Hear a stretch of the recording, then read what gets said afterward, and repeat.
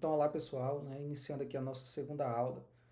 Essa aula, né, ela caiu na segunda-feira de carnaval, né, então não teve condição da gente fazer ela ao vivo, né, então por isso estou gravando esse vídeo aqui com a aula para vocês, tá? Mas a partir de agora, na segunda-feira próxima, a gente volta com a aula síncrona dia de segunda-feira, tá ok? Na aula de hoje a gente vai basicamente fazer um resumo, né, do que a gente já viu em disciplinas anteriores sobre a orientação a objetos, porque a parte de projeto, né, de modelagem da UML, ela é basicamente muito alguns diagramas voltados para a orientação a objetos, como por exemplo o diagrama de classe. Então a gente refrescar a memória com alguns conceitos importantes da orientação a objeto irá nos ajudar, né, mais para frente quando a gente estiver modelando esses diagramas, tá ok? Vai ser uma aula simples também, né? Porque a gente já viu isso em disciplinas passadas de forma mais aprofundada, então aqui é apenas um resumo, ok? Então, primeiro, né, o que é a orientação a objetos? A orientação a objetos ela é um paradigma, né, de desenvolvimento de software que ficou muito popular, né, na década de 90, e essa popularidade, apesar de ter surgido outras linguagens, outras formas de você desenvolver, mas até hoje, né, muitas empresas ainda utilizam, né, principalmente sistemas legados, mas há muitos sistemas também, hoje, né, APIs sendo desenvolvidas com Java, então ela ainda é bastante relevante, né? Então, a orientação a objetos é esse paradigma de desenvolvimento que veio com propostas diferentes para o paradigma estruturado, que era o paradigma que digamos, era mais utilizado ali na década de 70, 80, né? A partir da década de 90, né? Devido às dificuldades do paradigma estruturado, principalmente na questão de você evoluir o sistema que você já tinha e manter esse sistema, ou seja, descobrir bugs, etc., como ficava um pouco mais complicado de você manter esses sistemas estruturados, o paradigma orientado a objetos, ele veio para tentar contornar esses problemas e, além disso, né, ele dá mais flexibilidade e reusabilidade aos sistemas, né? De forma que você não precisava reescrever tanto código como nos paradigmas anteriores. Então, basicamente, é isso que é a orientação a objetos, e essa foi uma das principais motivações dela ser muito utilizada, né, passar a ser muito utilizada, né? E obviamente, né, a linguagem Java, ela ajudou muito isso, porque era uma linguagem que funcionava, que tinha uma característica interessante, que era ela conseguir rodar tanto em sistemas operacionais Linux como sistemas operacionais Windows, né? Então isso facilitava muito também. Então, se a gente somar essas características, tanto da orientação a objetos como do Java, né, ela passou a ser, na década de 90, muito adotada por trazer diversas vantagens.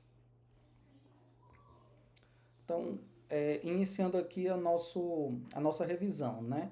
A orientação a objetos, né? A base do paradigma orientado a objetos é o conceito de classe e o conceito de objetos, tá? Uma classe, né, na realidade, na orientação a objetos, ela é um modelo, né, como se fosse um molde para a criação de objetos. E nessa classe você vai definir características, né, que a gente chama de atributos, e comportamentos, que a gente chama de métodos, né, dos objetos dos objetos que aquela classe terão, né? Então, basicamente, uma classe ela é como se fosse um molde, e o objeto é como se fosse a instância que é feita a partir desse molde. Então, fazendo uma analogia, é como se a classe ela fosse a forma de um bolo, certo? E o objeto seria o bolo em si, criado. Então, se eu tenho uma forma de bolo quadrada, por exemplo, ali eu posso fazer um bolo de laranja, por exemplo. O bolo de laranja seria o objeto. E eu posso também ter um outro tipo de bolo, um bolo de chocolate, por exemplo. Então, ali seria, esse bolo de chocolate seria uma outra instância, seria um outro objeto. Então, basicamente, o conceito de classe e de objeto, fazendo essa analogia, é isso. E é um conceito fundamental e da orientação a objetos e simples de entender. Já os conceitos, né, de atributos e métodos, eles, tanto o atributo quanto os métodos, eles estão na classe, tá? E os atributos, basicamente, eles são as propriedades que descrevem objetos. Então, por exemplo, se eu tenho uma classe, né, pessoa, então alguns atributos que você pode ter na classe pessoa é, por exemplo, nome, idade, altura. E nesses atributos ficarão salvos, digamos assim, né? Na realidade, no atributo, não é no atributo, né? No objeto, mas no objeto, para esses atributos é que ficarão salvos os valores que você manipula ali na hora da execução do programa. Então, eu posso ter um objeto, né, que ele tem, por exemplo, o nome Felipe, idade 36, altura 1,70, vou dar uma aumentadinha, né, 1,73, 73. Então, você pode ter um objeto que tem esses atributos e tem esses valores, lembrando que os valores são definidos de acordo com os atributos que você definiu, né?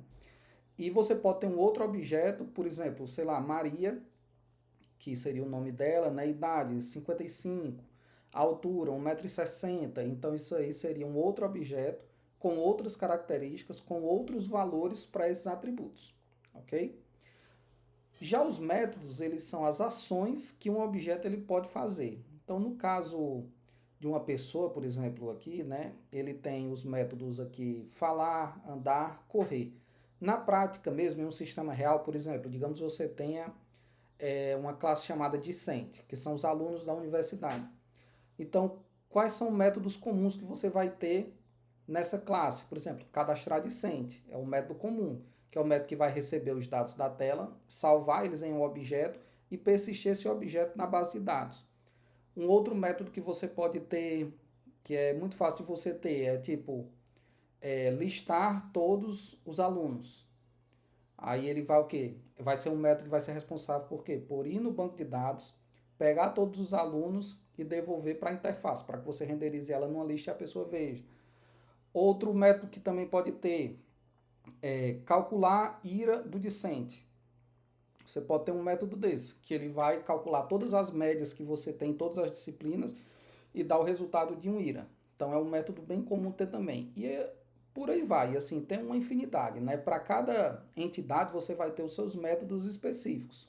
Os discentes em um sistema, digamos, acadêmico, né? Os de discentes seriam uns, os de docentes seriam outros, os de técnicos administrativos seriam outros, porque cada entidade dessa ela terá características diferentes no sistema.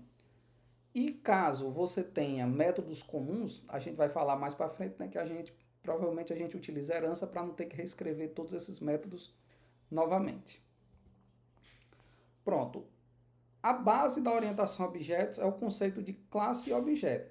Mas a gente tem também o conceito de encapsulamento, né, alguns conceitos mais avançados, né, que é o conceito de encapsulamento. Encapsulamento basicamente é, como a gente já viu em outras disciplinas, nós colocarmos modificadores de acesso, que aqui está em inglês, né, Access Modifiers, nos atributos, nos métodos, até nas classes, né? A gente sabe que em classe nem todos os modificadores de acesso podem ser utilizados, mas basicamente nós colocamos os modificadores de acesso nos atributos e dos métodos, e esses modificadores eles vão controlar quem pode acessar diretamente esses atributos e esses métodos. Então aqui, nessa tabelinha, a gente tem um resumo, né? Resumo, tá? Então, por exemplo, se nós estamos falando aqui da primeira coluna, ok? Se nós estamos dentro de uma classe, certo? Quais modificadores de acesso os atributos e métodos podem ter e mesmo assim eu consigo acessar diretamente esses atributos e métodos? Então, se eu estiver dentro da mesma classe e tiver um atributo público, eu consigo acessar diretamente. Se tiver protect, eu também consigo acessar diretamente. Se tiver default, eu também consigo. E se tiver privado, eu também consigo. Ou seja, dentro da classe eu consigo acessar tudo de atributo e método independente do modificador, certo? Mas agora vamos para digamos que eu quero acessar atributos e métodos de uma outra classe, mas essa outra classe ela está dentro do mesmo pacote no Java, tá? Se eu estou dentro do mesmo pacote, mas eu estou querendo acessar atributos e métodos de uma outra classe, se o atributo for público, ou o método, né, no caso, eu consigo acessar? Consigo. Se o atributo for protected, eu consigo acessar? Consigo também, que eu estou na segunda coluna, tá? Na coluna de package. Se ele é default, eu consigo acessar? Consigo também.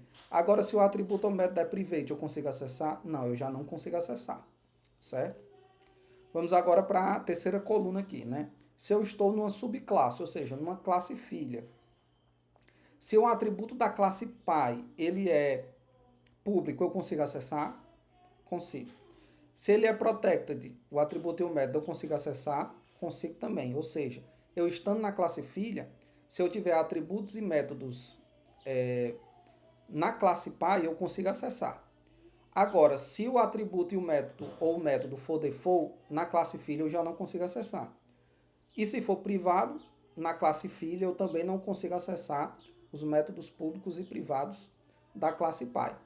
E essa última coluna global é como se fosse um todos, né? É como se fosse um resumo, né?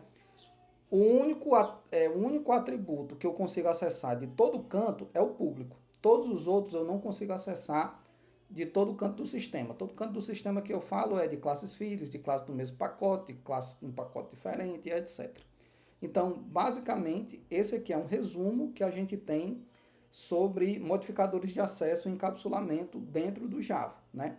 Nós, só relembrar, nós temos 4 modificadores, o público, o protect, o default e o private, e dependendo de onde, né, do contexto, de onde você está querendo acessar, eles têm comportamentos diferentes, certo? Basicamente é isso.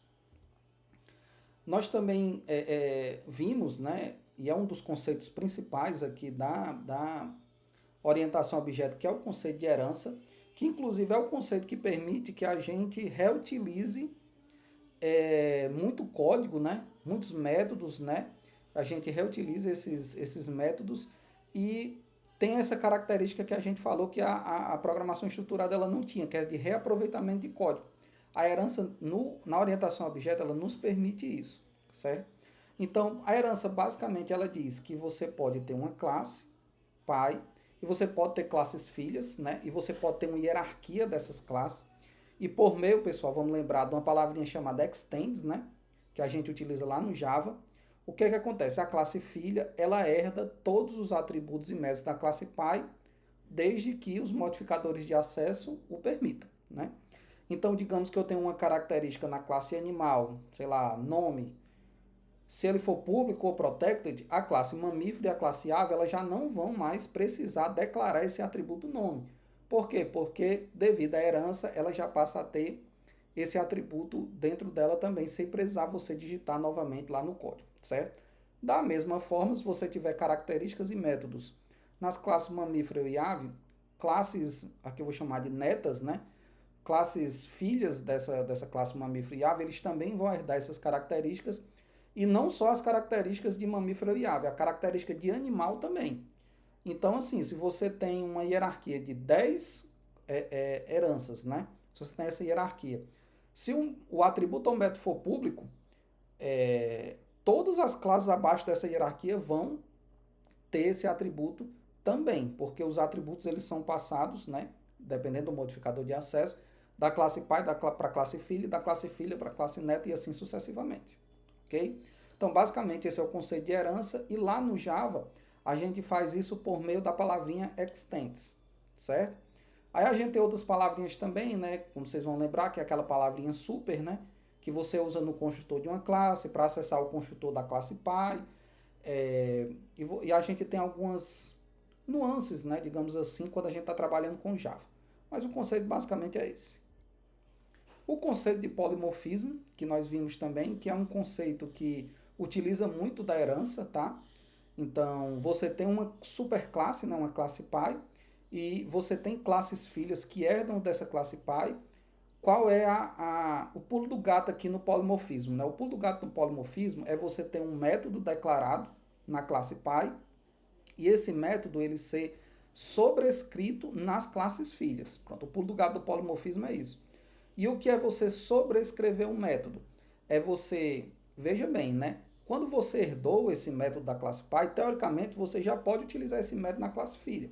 Só que você não quer isso, você quer mudar o comportamento desse método. E para isso, você sobrescreve ele, você coloca ele com o mesmo nome, mesmos atributos, dos mesmos tipos os atributos, é importante, né? Porque se você mudar a ordem, mudar os tipos, a assinatura do método ela não fica o mesmo e você não conta como uma sobrescrita. Então, assim, é você criar um método na classe filha que sobrescreve um método da classe Pi, ou seja, tem a mesma assinatura, e você muda o código interno do método. Então, você muda o comportamento do método, de tal forma que um objeto, né, dependendo de um objeto da classe, por exemplo, um objeto animal, seja ele um peixe, um anfíbio, um pássaro, etc., ele vai ter comportamento diferente para o mesmo método. Por exemplo, no caso aqui, né, você tem um método mover, que é um método que foi criado na superclasse, na classe animal, que vai ser um método genérico, né? E a forma de se mover de um peixe ela é diferente de um anfíbio, que é diferente de um pássaro, né?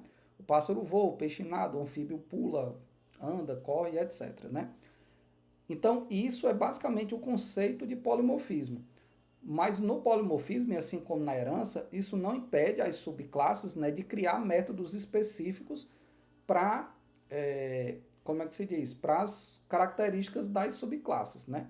Então, o conceito de polimorfismo basicamente é esse, é você ter um método da classe pai, sobrescrever esse método na classe filho, manter a mesma assinatura e dar um comportamento diferente, ou seja, mudar o código interno ali do método para que ele tenha um comportamento diferente. Então, basicamente, o conceito de polimorfismo é isso. E a gente tendo polimorfismo, encapsulamento e herança, são três dos conceitos principais da orientação a objeto, mais obviamente o conceito de classe e o conceito de objeto, né, que são conceitos básicos, né. A gente ainda tem muitas coisas, né, que a gente poderia ver, né, de orientação a objetos, na realidade, nem muito de orientação a objeto, de Java em si, né? Porque só que eu acho que isso aí teria que ser em uma outra disciplina, né? Porque a gente poderia aprender como é que você manipula listas, arrays, né? No Java, né? Tem conceitos também bastante interessantes no Java, que é conceito de thread, que é você paralelizar o processamento de alguma tarefa. Tem conceitos de classes estáticas, né? Atributos estáticos, etc. Então, assim, tem muitos conceitos, né, do Java que a gente acaba não vendo no nosso curso, porque a gente foca nos conceitos principais, mas são conceitos que quando você vai mexer num programa real, são conceitos que do Java, né, que você vai precisar. Mas para a nossa disciplina aqui, isso aí foi só um parênteses, né, digamos, para a nossa disciplina aqui, esses conceitos aqui básicos da orientação a objetos, eles já serão suficientes para que a gente consiga fazer, por exemplo, um diagrama de classe e entender direitinho o que, que a gente está fazendo, ok? Pronto, pessoal, basicamente é esse, na segunda aula do nosso curso. Um abraço a todos, né? E qualquer dúvida pode entrar em contato lá pelo fórum ou mandar mensagem, etc, tá? Um abraço a todos.